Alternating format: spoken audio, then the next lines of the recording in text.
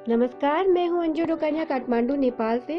दोस्तों, आज हम अपने चैनल पर एक नई कहानी श्रृंखला का शुभारंभ करने जा रहे हैं, जिसका नाम है प्रेरक कहानियाँ। इसमें मैं आपको सदैव एक नई कहानी सुनाऊंगी। आज जो मैं कहानी सुनाने जा रही हूँ वो एक हृदय स्पर्शी घटना है, जिसे पढ़कर मेरा हृदय भी द्रवित हो गया, मन भर आया मेरा। मैंने ये सोशल मीडिया पे पढ़ी थी कहानी, तो देर न करते हुए इस कहानी को सुनिए। सुबह सूर्योदय हुआ ही था कि एक वयोवृद्ध डॉक्टर के दरवाजे पर आकर घंटी बजाने लगे। सुबह सुबह कौन आ गया, कहते हुए डॉक्टर की पत्नी ने दरवाजा खोला। वृद्ध को देखते ही डॉक्टर की पत्नी ने कहा, दादा, आज इतनी सुबह, क्या परेशानी हो गई आपको कोई? वयोवृद्ध ने कहा, मेरे अंगूठे के टाके कटवाने आया हूँ डॉक्टर साहब के पास। मुझे 8:30 बजे किसी और जगह पहुंचना होता है बहन, इसलिए जल्दी आया। सॉरी डॉक्टर साहब। डॉक्टर के पड़ोस वाले मोहल्ले में ही वयोवृद्ध का निवास था। जब भी जरूरत पड़ती वो डॉक्टर के पास आते थे, इसलिए डॉक्टर उनसे परिचित था। उसने कमरे से बाहर आकर कहा, कोई बात नहीं दादा, बैठो। बताओ, आपका अंगूठा दिखाओ। डॉक्टर ने पूरे ध्यान से अंगूठे के टाके खोले और कहा कि दादा, बहुत बढ़िया है, आपका घाव भर गया है, फिर भी मैं पट्टी लगा देता हूँ कि कहीं पर चोट न पहुँचे। डॉक्टर तो बहुत होते हैं, परंतु यह डॉक्टर बहुत हमदर्दी रखने वाले, हर आदमी का ख्याल रखने वाले और दयालु थे। डॉक्टर ने पट्टी लगाकर के पूछा, दादा, आपको कहाँ पहुँचना पड़ता है 8:30 बजे? आपको देर हो गई तो मैं चलकर आपको छोड़ आता हूँ। वृद्ध ने कहा, नहीं नहीं डॉक्टर साहब, अभी तो मैं घर जाऊँगा और नाश्ता तैयार करूँगा, फिर निकलूँगा और बराबर 9 बजे पहुंच जाऊंगा। उन्होंने डॉक्टर का आभार माना और जाने के लिए खड़े हुए। बिल लेकर के उपचार करने वाले तो डॉक्टर बहुत होते हैं, परंतु दिल से उपचार करने वाले कम होते हैं। दादा खड़े हुए, तभी डॉक्टर की पत्नी ने आकर कहा कि दादा, नाश्ता कर लीजिए। वृद्ध ने कहा, ना बहन ना, मैं तो यहाँ नाश्ता कर लेता, परंतु उसको कौन नाश्ता कराएगा? डॉक्टर ने पूछा, किसको नाश्ता कराना है? तब वृद्ध ने कहा कि मेरी पत्नी को।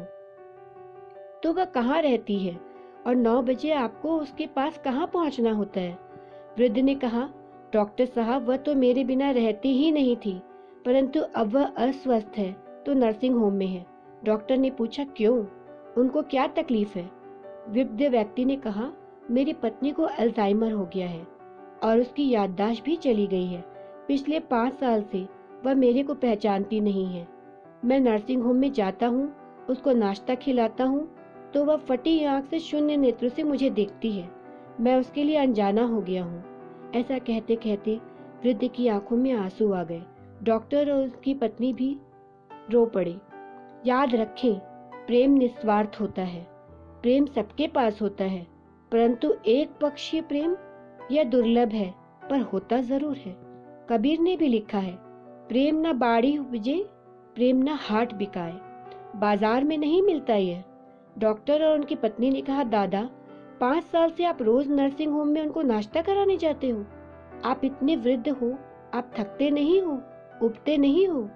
उस वृद्ध ने कहा, मैं तो 3 बार जाता हूँ डॉक्टर साहब। उसने जिंदगी में मेरी बहुत सेवा की और आज मैं उसके सहारे जिंदगी जी रहा हूँ। उसको देखता हूँ तो मन भर आता है।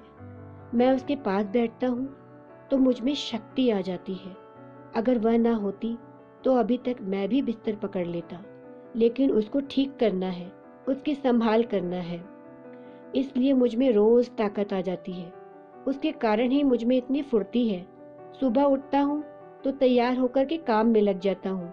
यह भाव रहता है कि उसको मिलने जाना है, उसके साथ नाश्ता करना है, उसको नाश्ता कराना है। उसके साथ नाश्ता करने का आनंद ही अलग है।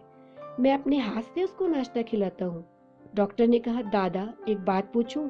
वह तो आपको पहचानती नहीं, न तो आपके सामने बोलती है, न हंसती है, तो भी तुम मिलने जाते हो? तब उस वृद्ध ने जो जवाब दिया वो हृदय को छूने वाला था। उन्होंने कहा कि दुनिया में सबसे अधिक हृदय स्पर्शी और मार्मिक रिश्ता प्रेम का है।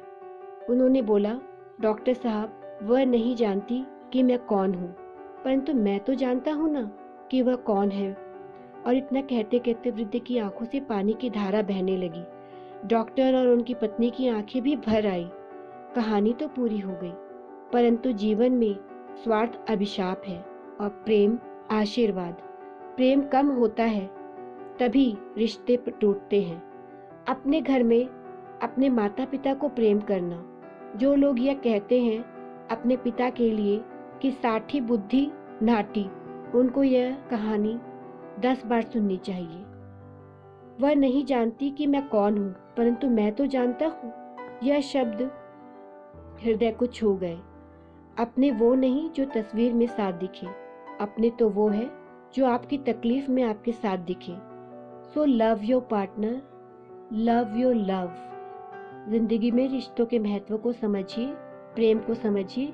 जो आपके तकलीफ में आपके साथ खड़ा हो, आपका साथ दे, वही आपका सच्चा साथी है।